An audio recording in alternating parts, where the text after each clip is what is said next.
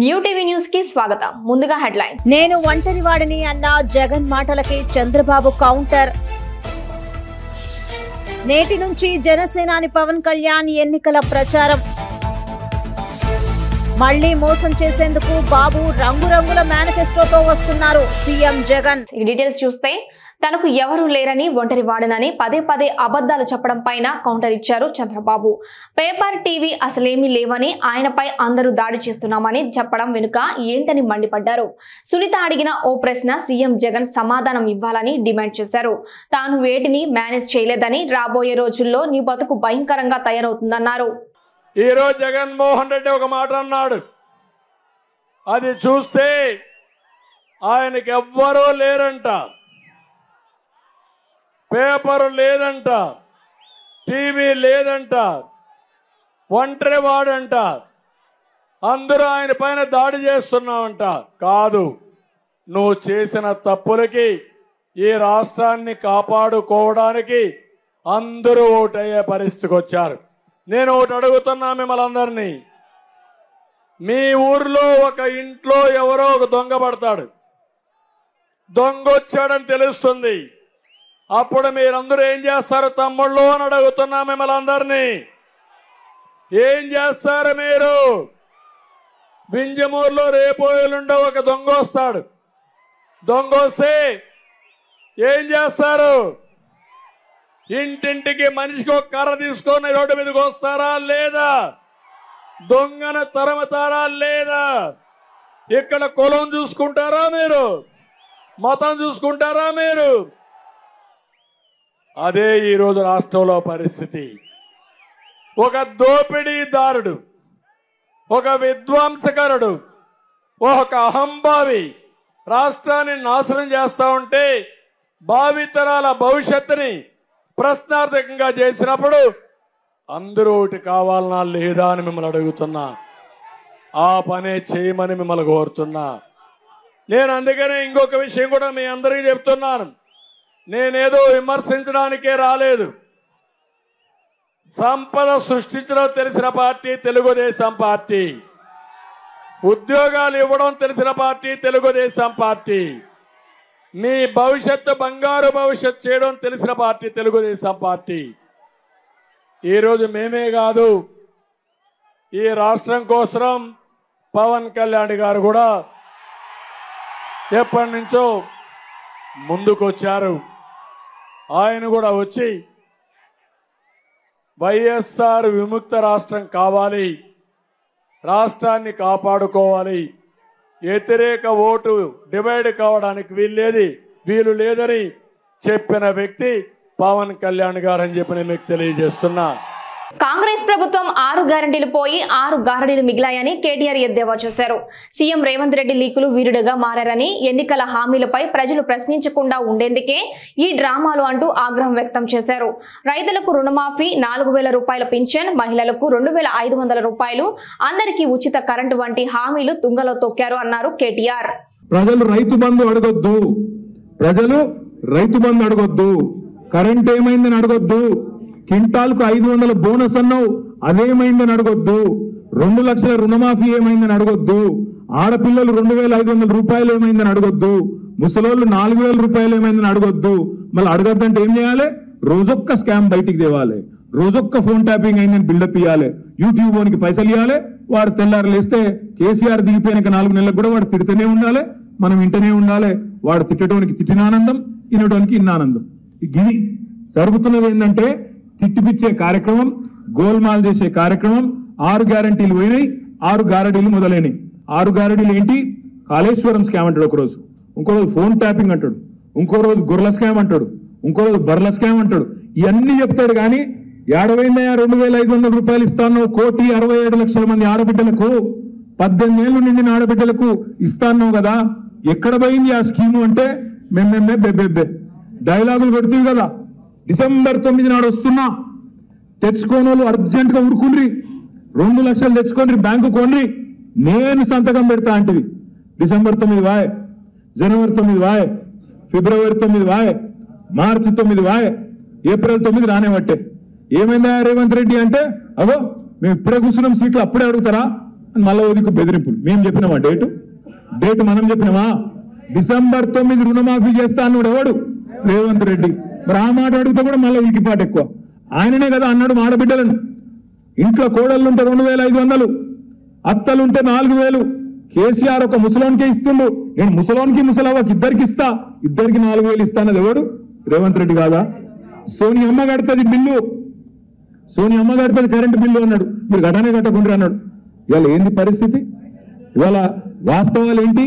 మంచినీళ్ళకు దిక్కు లేదు, సాగునీటికి దిక్కు లేదు, కరెంటు చక్కగా రాదు, రైతు బంధు పడదు. ఆల్రెడీ ఎవరెవరైతే కాంగ్రెస్ కోట్లు వేసిండ్రో వికారాబాద్ల, తాండూరుల, చేవెళ్ల, పరిగిల తేలుగుట్టిన దొంగలు ఉన్నారు. ఇవాళ వాళ్ళకి అర్థమైతలేదు ఎందుకు వేస్తే మీ ఓటు, ఏం జరిగిందని బాధపడే పరిస్థితి వచ్చింది.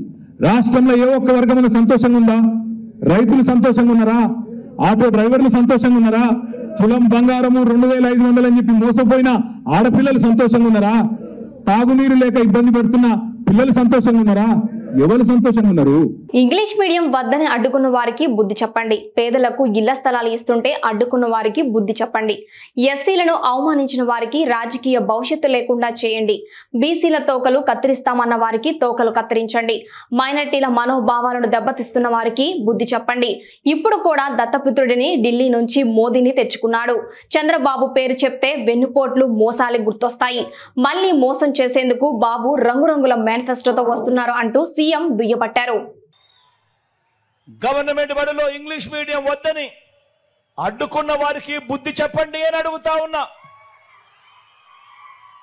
పేదలు వెళ్ళే గవర్నమెంట్ బడులలో ఇంగ్లీష్ మీడియం వద్దని అడ్డుకున్నా వారికి బుద్ధి చెప్పండి అని గట్టిగా అడుగుతా ఉన్నా. పేదలకు ఇళ్ల స్థలాలు ఇస్తుంటే కులాల మధ్య సమతుల్యం దెబ్బతింటుందని ఏకంగా కోర్టులో కేసులు వేయించి మరి వాదించిన పార్టీల భవిష్యత్తుకు సమాధులు కట్టండి అని చెప్పి కోరుతా ఉన్నా. ఎస్సీ కులాలలో ఎవరైనా పుట్టాలనుకుంటారా అన్న వారికి రాజకీయ భవిష్యత్తు లేకుండా తీర్పునివ్వండి అని చెప్పి కోరుతా ఉన్నాను. బీసీల తోకలు కత్తిరిస్తా అన్న బాబును సమర్థించే అనేక తోకలను మరోసారి కత్తిరించండి అని చెప్పి కోరుతా ఉన్నా.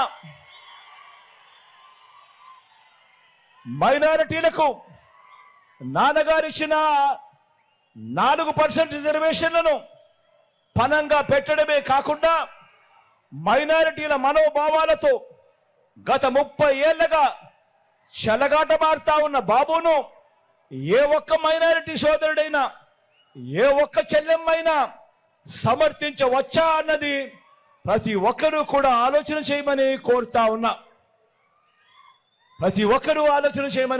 ఉన్నా. ఈ వర్గాలన్నీ నాకైతే నేను నా నా నా నా అని హక్కును చేర్చుకున్న వర్గాలు. ఇక బాబుకు నా అని పిలుచుకునే వర్గాలు ఈ రాష్ట్రంలో అయితే ఎక్కడ కనిపించడం లేదు.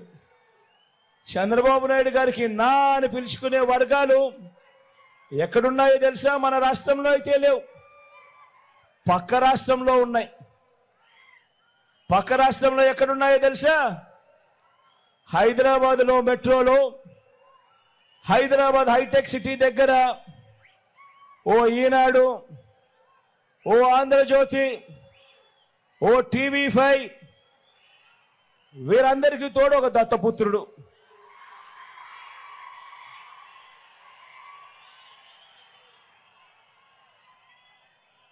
వీళ్ళెవరూ మన రాష్ట్రంలో ఉండరు. వీళ్ళ ఇల్లు ఎక్కడుంది అని అంటే హైదరాబాదు. చంద్రబాబు నాయుడు గారికి నా నా నా అని పిలుచుకునే వాళ్ళు మన రాష్ట్రంలో ఎవరూ లేరు, పక్క రాష్ట్రంలో ఉన్న వీళ్ళు తప్ప. మరి ఇవన్నీ కూడా ఆలోచన చేయమని కోరుతా ఉన్నా. ఇవన్నీ కూడా ఆలోచన చేస్తే పిల్లలకు, అక్క చెల్లెమ్మలకు, అవ్వలకు, తాతలకు, రైతులకు, సామాజిక వర్గాలకు, ఇలా ప్రతి ఒక్కరికి గత 30 ఏళ్లుగా బాబు మోసాలు, అన్యాయాలు చేయడమే కనిపిస్తాయి. ఈ చంద్రబాబు నాయుడు గారు అనే వ్యక్తికి విలువలు లేవు, విశ్వసనీయత లేదు. ఆయన పేరు చెబితే గుర్తుకొచ్చే ఒక మంచి లేదు, ఆయన పేరు చెప్తే గుర్తుకొచ్చే ఒక మంచి స్కీము లేదు. ఆయన పేరు చెప్తే గుర్తుకొచ్చేది మాత్రం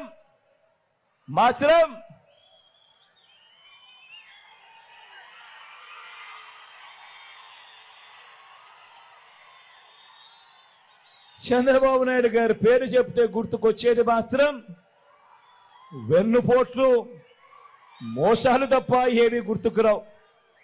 ఇక్కడే మీ అందరికీ కూడా 5 ఏళ్ల కిందట జ్ఞాపక శక్తి కాస్తో మీ అందరికీ కూడా జ్ఞాపకం ఉంటుంది. కాబట్టి ఒక్కసారి ఇదే పెద్ద మనిషి చంద్రబాబు నాయుడు గారు 2014లో ఎన్నికల ప్రణాళిక అని చెప్పి తీసుకొచ్చాడు. ఆయన ఒక్కడే తీసుకురాలేదు. ఆయనతో పాటు ఆ పొత్తులో అప్పుడు కూడా ఇప్పటిలాగానే ఓ దత్తపుత్రుని తెచ్చుకున్నాడు, ఢిల్లీ నుంచి మోడీ గారిని తెచ్చుకున్నాడు. తెచ్చుకొని ఇదే పెద్ద మనిషి చంద్రబాబు నాయుడు గారు 2014లో కూడా ఎన్నికల మేనిఫెస్టో అని చెప్పాడు. రంగురంగుల కాగితాల మీద రంగురంగుల ఆశలు ప్రతి సామాజిక వర్గానికి చూపించాడు. ముగ్గురు కలిశారు. మోడీ గారు కూడా ఉన్నారు కదా, చంద్రబాబు నాయుడు గారు సపోర్ట్ చేస్తారు, చంద్రబాబు నాయుడు గారు చేస్తారు అని చెప్పి భ్రమ కూడా కల్పించాడు. మేనిఫెస్టో ఇంతలావు డాక్యుమెంట్ 650 పేజీలతో మేనిఫెస్టో ఇచ్చాడు, 650 హామీలతో మేనిఫెస్టో ఇచ్చాడు. ఇచ్చిన మా చంద్రబాబు నాయుడు గారు 650 హామీలైతే, ఇంతలావు డాక్యుమెంట్ మేనిఫెస్టో అయితే ప్రజలకు గుర్తుండదు, ప్రజలు మర్చిపోతారు, ప్రజలు ఓటు వేసేటప్పుడు ఆ ప్రజలకు గుర్తుండదు అని ముఖ్యమైన హామీలు అంటూ చంద్రబాబు నాయుడు గారు ఆ మేనిఫెస్టోలోని ముఖ్యమైన హామీలు అంటూ ఈ మాదిరిగా ఒక పాంఫ్లెట్ ప్రతి ఇంటికి పంపించాడు. ఫోన్ ట్యాపింగ్ వ్యవహారంపై కేటీఆర్ అచ్చోసిన ఆంబోతులా బరితెగించి మాట్లాడుతున్నారని సీఎం రేవంత్ రెడ్డి ఫైర్ అయ్యారు. కొద్ది మంది ఫోన్లు వింటే విని ఉండొచ్చంటున్నారని, వింటే ఏమవుతుందన్నట్లుగా మాట్లాడుతున్నారని అన్నారు. దొంగచాటుగా ఫోన్లు విన్నోళ్లు చర్లపల్లి జైల్లో చిప్పకూడు తినక తప్పదని హెచ్చరించారు. ఆయన మాట్లాడుతుండే కేటీఆర్ కొద్ది మంది విన్నామని, ఏం పనే మంది సంసారాలలో ఏలు పెట్టి చూసే పని మీకు? ఎవరన్నా సిగ్గునోడు అట్లా మాట్లాడతాడా? ఇంటే విన్నాం కొంతమంది ఫోన్లు, ఇంటే ఏమవుతుందంట? ఎవరన్నా ఇట్లా భర్తయించోడన్నా మాట్లాడతాడా? ఇంటే ఏమవుతుంది? గదే అవుతుంది. చెర్లపల్లిలో చిప్పకూడు తినాల్సి వస్తుంది. ఇప్పుడు వాళ్ళు చెప్పినట్టు ఉన్న అధికారులు ఈరోజు ఊచలు లెక్క పెడుతున్నారు. ఆయన అంతకంటే ముందే చెప్పినాం, వద్దురాని ఆయన వాళ్ళు దుర్మార్గులు, దోపిడీదారులు, దొంగలు, వాళ్ళ మాటలు విన్నారంటే మీరు జైలుకు పోతారు, మిమ్మల్ని తర్వాత తిరిగి కూడా చూడారని. ఇవాళ కేసులలో ఇరుక్కున్న వాళ్ళని అయ్యో పాపం అని కూడా అంటలేరు వాళ్ళు. చేసినాం ఇట్లనే చేస్తాం. ఎవడు మాట్లాడతాడు? ఊర్లలో ఆవారగాడు మాట్లాడతాడు, తాగుపోతాడు మాట్లాడతాం, గట్లనే చేస్తాం, మేము బజార్లో బట్టలు ఇప్పుకొని తిరుగుతాం, అయితే ఏందని ఊర్లలో అన్నారు. ఎవడంటాడు? తాగుపోతాడు, తిరిగిపోతాడు అంటాడు. గట్ల మేము ఇట్లనే ఉంటాం. ఊర్లో ఎవరైనా పెద్ద మంచి పిలిచారా, ఇది మంచిది కాదురా నాయన, పద్ధతి మార్చుకో అంటే మేము ఇట్లనే ఉంటామా? ఏం నువ్వేంది నాకు చెప్పేది? సేమ్ కేటీఆర్ కూడా భర్తగించిన అచ్చో సాంబోతులాగా మాట్లాడుతుండు. దాని ఫలితం దానికి ఉంటుంది. కాకపోతే దాని ఒక క్రమ పద్ధతిలో విచారణ చేసి చట్టపరంగా చర్యలు తీసుకోవాలి కాబట్టి విచారణ జరుగుతుంది. అంతకుముందు ఎవరైనా ఫోన్లలో మాట్లాడుకోవాలన్నా భయపడేది, ఎవరైనా కలిస్తే ఎవరో రికార్డ్ చేస్తుండే అని భయం ఉండే. ఇవాళ ఎవరైనా స్వేచ్ఛగా వాళ్ళ జీవితాలలో వాళ్ళు స్వేచ్ఛగా మాట్లాడుకునే పరిస్థితి రాష్ట్రంలో స్వేచ్ఛ తీసుకొచ్చినాము. ఇవాళ ఏదున్నా సచివాలయానికి వెళ్ళి మనం చెప్పుకునే పరిస్థితి ఉంది. అందుకే ఇవాళ నిన్న ఎమ్మెల్సీ ఎన్నికలు జరిగినాయి. ఓటు విలువ నాకు తెలుసు కాబట్టి ఢిల్లీ నుంచి వచ్చి సుప్రీంకోర్టు చీఫ్ జస్టిస్ను కలిసి అక్కడ నుంచి సరాసరి కొడంగల్ పోయి కొడంగల్ ఓటేసి మళ్ళీ అక్కడ మా వాళ్ళు అందరినీ కలిసి ఓ రోజంతా కూర్చొని వాళ్ళతో మాట్లాడి మంచి చెడ్డ యోగక్షేమాలు కనుక్కొని వచ్చిన. ఓటు ఎంత విలువైందని అంటే మనల్ని ఏలే వాళ్ళని ఎన్నుకునేది మనమే. మనం ఇట్లాంటి లఫంగా వాళ్ళని ఎన్నుకున్నామంటే తర్వాత మనం ఎంత చెప్పినా ఓడినాడు.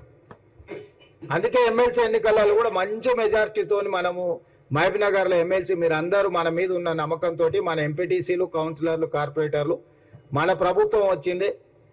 మనవాడి రాష్ట్రానికి ముఖ్యమంత్రి ఉన్నాడు. మన రాష్ట్రాన్ని మనం అభివృద్ధి చేసుకోవాలి, జిల్లాలో పెండింగ్ ప్రాజెక్టులు అన్నీ పూర్తి చేసుకోవాలని మంచి సపోర్ట్ ఇచ్చారు. ఇలా 200 ఓట్లతో మహబూబ్నగర్ ఎమ్మెల్సీ మనం గెలవబోతున్నాం.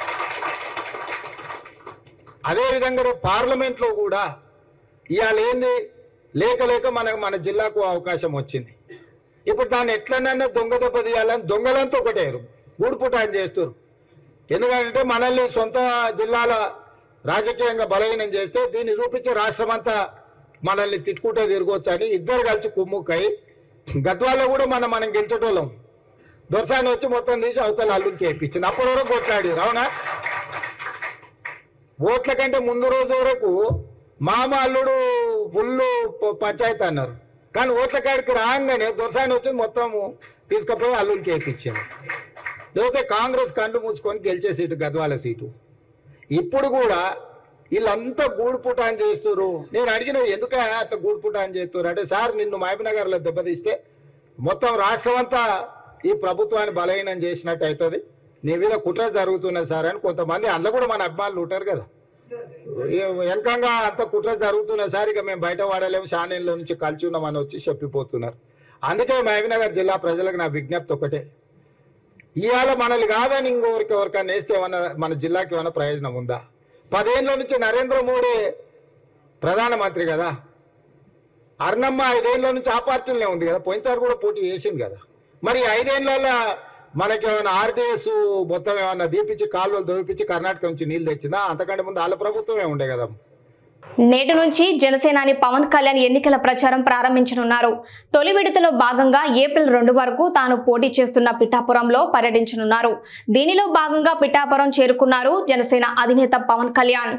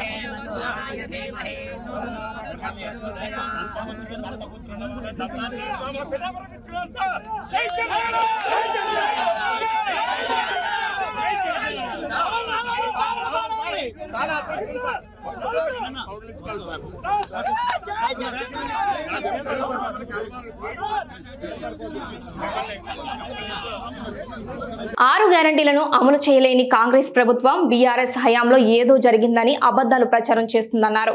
కాంగ్రెస్ మెడలు వంచి హామీలను అమలు చేస్తామని 100 రోజుల పాలన చూసి ఓటేయమని రేవంత్ అడుగుతున్నాడని, మరి 100 రోజుల్లో ఎన్నికల హామీలను అమలు చేసిండా అని హరీష్ రావు ప్రశ్నించారు. మొన్న ఎలక్షన్ల ముందు కాంగ్రెస్ వాళ్ళు గ్రామాల్లో పోయి నానా కథలు చెప్పిండ్రు. ఇక చూడు రేపే ఇస్తాం మాపే ఇస్తాం అని ప్రజల్ని నమ్మించే ప్రయత్నం చేసిండ్రు.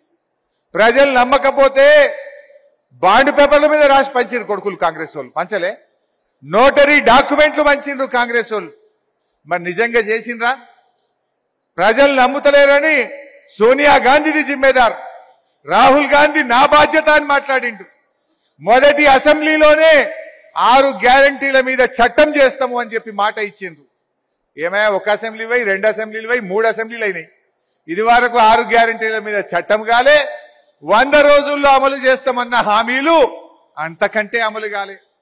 అందుకే ఓ డ్రామా, టెలిఫోన్ ట్యాపింగు, ఇదేదో అవినీతి అయిందని వైట్ పేపరు బ్లాక్ పేపరు అని ఓ డ్రామా సీరియల్ లాగా నడుపుతున్నారు. అన్ని కూడా ఆ రోజు ఎన్నికల ముందు ఎట్లయితే అబద్ధాలు చెప్పిండ్రో ఇవాళ కూడా గోబల్స్ ప్రచారం చేస్తున్నారు. వాళ్ళకి ఏంది ఫెయిల్ అయిపోయిండ్రు. వాళ్ళు 100 రోజుల్లో అమలు చేస్తామన్న హామీలు అమలు కాలే. జనం దగ్గరికి ఏం ముఖం పెట్టుకోవాలి పోవాలో తెలియక అన్ని లీకులు రాయిస్తూ అన్ని ఫేక్ వార్తలు రాయిస్తూ మన లీడర్లను బెదిరించి ప్రలోభాలకు గురి చేసి బీఆర్ఎస్ పార్టీ నాయకులను కొని మేమేదో గెలుస్తామని వాళ్ళు అనుకుంటున్నారు. బిడ్డ మీరు గెలవరు. మీరు 6 గ్యారెంటీలు అమలు చేయలే. ఇలా ప్రజలు బాధల్లో ఉన్నారు. పంటలు ఎండిపోతున్నాయి. రైతు ఆత్మహత్యలు జరుగుతున్నాయి. ఆటో కార్మికులు ఆత్మహత్యలు చేసుకుంటున్నారు. నువ్వు మాట తప్పినావు, తప్పకుండా నీకు గుణపాఠం తప్పదు. ఇలా ఒకటే విషయం మనం చర్చ పెట్టాలి ప్రజల్లో. కాంగ్రెస్ వాడు 6 గ్యారెంటీలు 100 రోజుల్లో అమలు చేస్తా అని చేయలే. మరి ఇవి అమలు చేయాలంటే ఎట్లా? ప్రశ్నించే గొంతు కావాలి. కాంగ్రెస్ మెడలు వంచే నాయకత్వం కావాలి. గా పని బీఆర్ఎస్ చేయగలుగుతుంది తప్ప ఈ బీజేపీ చేయలేడు. మొన్న మీరు అసెంబ్లీలో చూసిండ్రు, 8 మంది మంత్రులు లేచినా వాళ్ళ నోళ్లు ముయించినమా లేదా? ముయించినమా లేదా? అది ఇంకా ట్రైలరే, అసలు సినిమా ముంగటున్నది. ఇడిస్తాం ఆ కొడుకులను. 6 గ్యారెంటీలు అమలయ్యేదాకా రోజు అసెంబ్లీలో చుక్కలు చుక్కలు చూపిస్తాం కాంగ్రెస్ పార్టీ వాళ్ళకి. మనం ఒక్క విషయం ఆలోచన చెయ్యాలి. వాడు రేవంత్ రెడ్డి ఏమంటుండు మొన్న ఎక్కడనో, ఈ నా 100 రోజుల పాలనకు ఈ ఎన్నికలు రెఫరెండం అంటున్నాడు. అంటే ఆయన 100 రోజుల పాలన చూసి ఓటేయాలన్నట. మరి 100 రోజుల్లో నువ్వు ఇస్తామన్న 4000 పింఛన్ వచ్చిందా? నువ్వు ఇస్తామన్న రైతు బంధు వచ్చిందా? నువ్వు అన్న తులం బంగారం వచ్చిందా? వచ్చినాయే. నీ బోనస్ వచ్చిందా వడ్లకు? మరి రేపు ఏమంటాడు? తప్పిపోయి కాంగ్రెస్ కు దుబ్బాకల ఓట్లు పడ్డాయి అనుకో, నేను వడ్లకు బోనస్ ఎగబెట్టినా ఓటేసిండ్రు, రుణమాఫీ ఎగబెట్టినా ఓటేసిండ్రు, తులం బంగారం ఎగబెట్టినా ఓటేసిండ్రు, రైతు బంధు 15,000 ఇస్తానని మోసం చేసినా ఓటేసిండ్రు, ముసలోళ్లకు 4,000 పింఛనని ఆగం పట్టినా నాకు ఓటేసిండ్రు. ఇక నేను ఇయ్యరేపో ఎగబెడతా అంటే ఎట్లా? అంటే మనం కాంగ్రెస్ వానికి సురుకు పెట్టాలి. మొన్న ఎడ్లిస్తా, నిరుద్యోగ భృతిస్తా అన్న రఘునందన్ రావుకు ఎగబెట్టి ఎట్లా సురుకు పెట్టిండ్రో ఇప్పుడు కాంగ్రెస్ వానికి కూడా గట్ల సురుకు పెట్టాలి. ప్రత్యేక హోదా కోసం జగన్ మూకుమ్మడి రాజీనామాలని చెప్పి డ్రామాలు చేశారు. 23 మంది వైసీపీ ఎంపీలు ఒక్కరోజు కూడా హోదా గురించి మాట్లాడలేదు. కాంగ్రెస్ అధికారంలోకి వస్తే ఏపీకి 10 ఏళ్ల ప్రత్యేక హోదా తీసుకొస్తాం అని షర్మిల అన్నారు. ఆ రోజైతే పొత్తు పెట్టుకుంటున్న రోజు చంద్రబాబు గారు చెప్పిన విషయం 10 సంవత్సరాలు ఇప్పుడు 15 సంవత్సరాలు ప్రత్యేక హోదా కావాలి అన్నాడు. కానీ ముఖ్యమంత్రి అయ్యాడు. కేంద్రంలో వాళ్ళతో పొత్తు పెట్టుకున్నాడు కాబట్టి మంత్రి పదవులు తీసుకున్నాడు.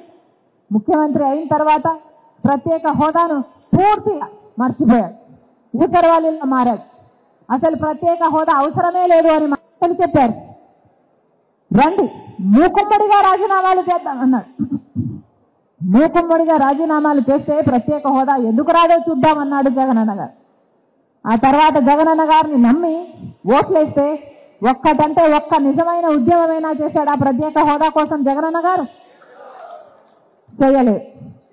ప్రత్యేక హోదా గురించి ఒక్క నిజమైన ఉద్యమము చేయలేదు. ఈరోజు ఇంతమంది ఎమ్మెల్యేలు ఎంపీలు ఉన్నా ఒక్కరు కూడా రాజీనామాలు చేయలేదు.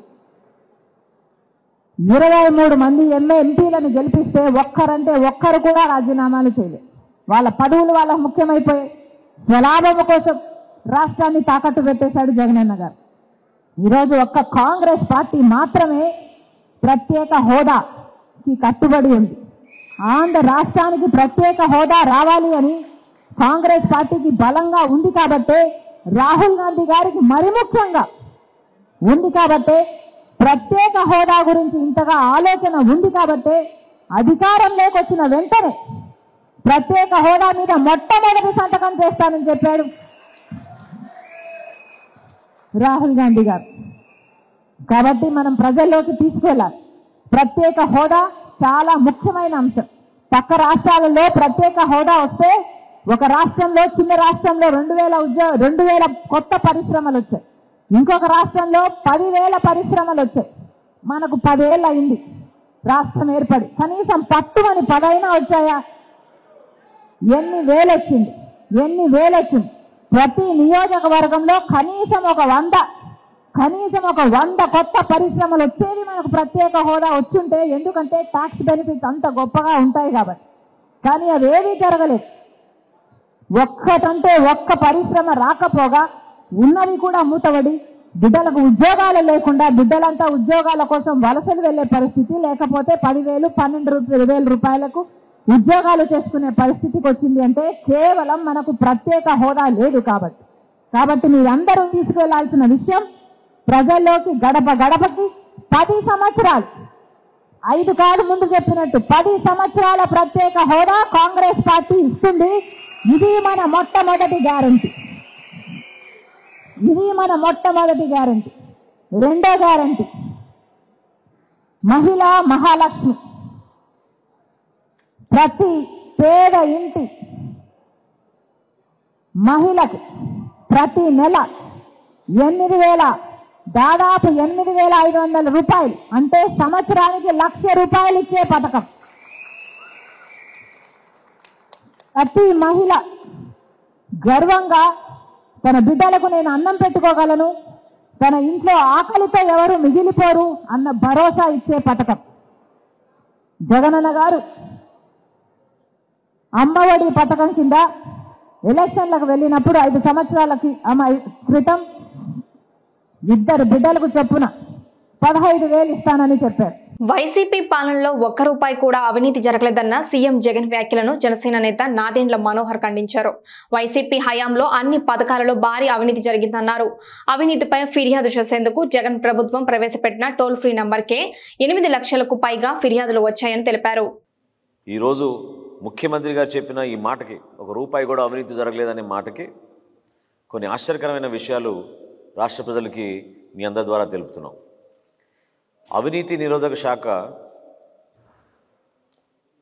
రాష్ట్రంలో జగన్మోహన్ రెడ్డి గారు ముఖ్యమంత్రి అయిన తర్వాత 14400 అనే ఫోన్ నంబర్ ఏర్పాటు చేశారు. ఎక్కడైనా ప్రభుత్వ శాఖలో ఎక్కడైనా అవినీతి జరుగుతూ ఉంటే ప్రభుత్వంలో ఉన్న అధికారుల పైన, యంత్రాంగం పైన మీరు కంప్లైంట్స్ నమోదు చేయొచ్చు, దానిపైన యాక్షన్ తీసుకుంటామని ముఖ్యమంత్రి గారే స్వయంగా అది కూడా బటన్ నొక్కారు.